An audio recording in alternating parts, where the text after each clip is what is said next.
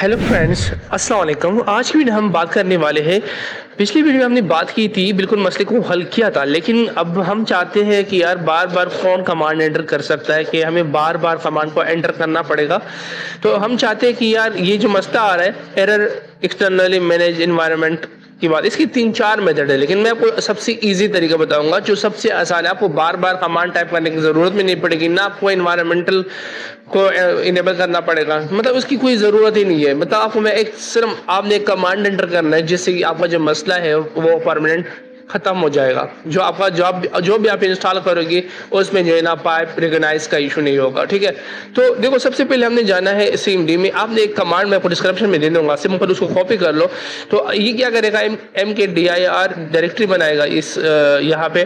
ठीक है, तो यहाँ से कन्फिग और ये PIP वाले फाइल के अंदर हम क्या करेंगे, ये इसको ऐड कर देंगे। ठीक है, ये break dash system dash packages इसको ऐड कर देंगे, क्योंकि अगर आप देखें हम हर कमांड के अंदर जैसे कि पाइप इंस्टॉल, मिसाल के तौर पर कुछ इंस्टॉल करना हो, डैश आर रिक्वायरमेंट्स, तो कोई हम रिक्वायरमेंट्स वगैरह इंस्टॉल करते थे तो उसमें क्या होता था कि इसमें इस तरह एरर आता था। ठीक है, अभी भी मेरे पास आया, मैंने कैसे फिक्स किया मैं आपको दिखाता हूँ। मैंने ये कमांड एंटर किया तो मेरे पास जो है ना ये वाला एरर आया। ठीक है, देख सकते हैं आप, ये देखो पाइप इंस्टॉल, ये वाला जो कमांड मैंने एंटर किया तो ये एरर आ गया। सही है, फिर उसके बाद मैंने क्या किया, मैं इसको हटा देता हूँ।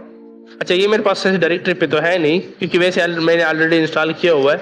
आपने वो कमांड एंटर करना है जो मैं बता रहा हूँ। ठीक है, ये वाला, तो इसको आप सिंपल एंटर कीजिए। आपने कोई भी डायरेक्टरी सेलेक्ट नहीं करना, बाय डिफॉल्ट आपने टर्मिनल को ओपन कर देना है यहाँ से। ये ठीक है, बाय डिफॉल्ट ये रूट डायरेक्टरी सेलेक्ट करेगा, कोई मसला नहीं है।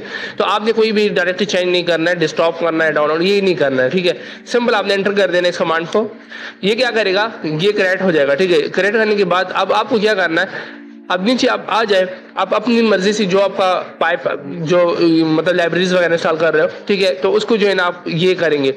तो देखो सबसे पहले मैंने इसको ट्राई किया, इसके बाद मेरे पास, उसके बाद मैंने ये वाला इंस्टॉल किया पाइप इंस्टॉल। इसके बाद मैंने देखो कोई भी लास्ट में वो वाला यूज़ नहीं किया, डैश ब्रेक सिस्टम वगैरह यूज़ नहीं किया। ठीक है, उसके बाद ये देखो इसलिए ये ऑलरेडी है मेरे पास। ठीक है, इंस्टॉल है, मुझे ज़रूरत नहीं है, लेकिन आप लोगों को दिखाने के लिए मैंने जो है ना बताना है कि कैसे करना है। ये चीज़ें वगैरह आएंगी, बाकी कोई मसला नहीं है। सही है, तो जो भी आप कमांड इंस्टॉल करोगे ये डायरेक्ट होगा। वैसे मैं पहले भी वीडियो बना चुकी, इसके मेरे 2 वीडियोस थे, लेकिन इसमें जो है ना क्योंकि टाइम के साथ अपडेट्स आते रहते हैं, इश्यूज एरर्स आते रहते हैं, तो वो मेथड्स चेंज होते रहते हैं। तो वो पुरानी वीडियोस थी, एक नया वीडियो रिसेंटली मैंने अपलोड किया था, वो भी बिल्कुल वर्किंग है अगर आप वो देखना चाहिए। लेकिन वो जी आज की वीडियो है उससे बेहतर है। ये मतलब आप एक बार कमांड को जरा एंटर करो, आपको फिर बार बार करने की जरूरत नहीं पड़ेगी। आप डायरेक्ट जस्ट कमांड एंटर करोगे, आपको डैश ब्रेक सिस्टम वाला ऐड करने की जरूरत ही नहीं है आपको। तो डायरेक्टली इससे जो है ना आप वो कंप्लीट लिनक्स के अंदर ऐड हो जाएगा।